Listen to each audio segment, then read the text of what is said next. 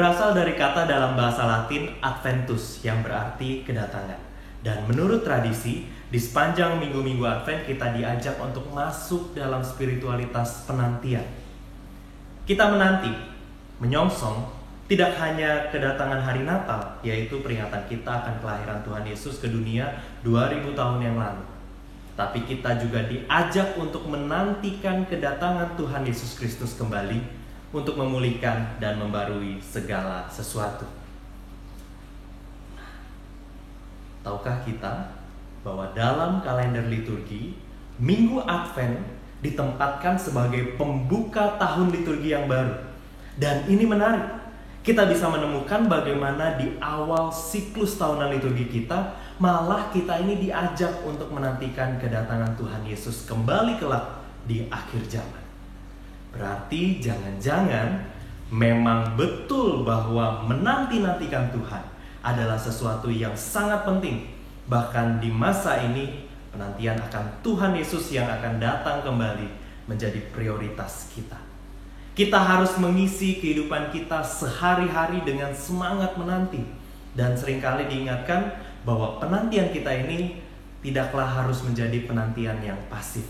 Kita menanti sambil terus berkarya bagi Tuhan melalui sesama kita. Kita tidak begitu saja menunggu akhir zaman itu datang, tetapi dalam pengharapan kita, kita malah makin giat melayani, makin giat berlari-lari mencapai tujuan, yaitu panggilan sorgawi yang diberikan kepada kita masing-masing. Akan tetapi, ada sisi lain dari menanti yang betul-betul menarik untuk kita renungkan, yaitu seperti apa yang diungkapkan dalam Ratapan 3, ayatnya yang ke-26 sampai dengan ayat yang ke-33. Saya akan bacakan untuk kita semua. Adalah baik menanti dengan diam pertolongan Tuhan. Adalah baik bagi seorang pria memikul kuk pada masa mudanya. Biarlah ia duduk sendirian dan berdiam diri kalau Tuhan membebankannya. Biarlah ia merebahkan diri dengan mukanya dalam debu. Mungkin ada harapan. Biarlah ia memberikan pipi kepada yang menamparnya. Biarlah ia kenyang dengan cercaan. Karena tidak untuk selama-lamanya Tuhan mengucilkan.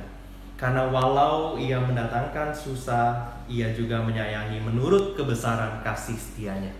Karena tidak dengan rela hati ia menindas dan merisaukan anak-anak manusia. Menanti dalam diam. Apa maksudnya? Mengapa kita juga diajak untuk menanti tetapi di dalam diam? Bukankah Tuhan tentu senang kalau kita mengisi masa penantian kita dengan mengerjakan sesuatu? Bagi kita yang pernah mengalami jatuh, terpuruk, hingga tidak bisa melakukan apa-apa lagi, mungkin kita tahu persis seperti apa rasanya menanti dalam diam. Menanti dalam diam itu artinya berserah.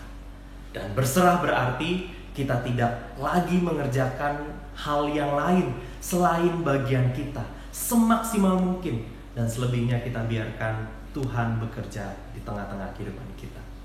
Dan ini juga yang saya rasa perlu kita hayati dalam penantian kita saat ini. Di tengah kesibukan kita mengisi hari-hari penantian kita, sadar betul bahwa ada yang namanya bagian kita, ada yang namanya bagian Tuhan, dan pastikan kita hanya mengerjakan bagian kita. Biarkan Tuhan mengerjakan bagiannya. Dan butuh hikmat untuk mengetahui mana bagian kita dan mana bagian Tuhan. Karena itu, menanti dalam diam itu juga artinya kita mau mengambil waktu untuk merenung. Ya, merenung.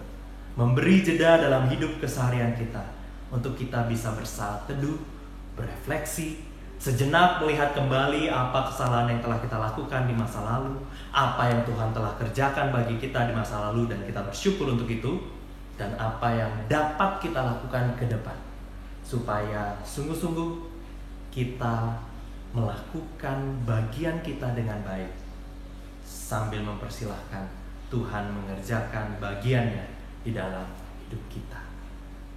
Dengan demikian, penantian kita menjadi betul-betul sempurna. Sambil menanti pergumulan kita berakhir, sambil menanti Kristus datang kembali di akhir zaman, kita terus bisa menjadi partner Allah, rekan sekerja Allah untuk terus mengerjakan kebaikan bagi hidup kita dan sesama kita. Selamat menanti di dalam karya dan juga di dalam diam. Tuhan beserta kita sekalian.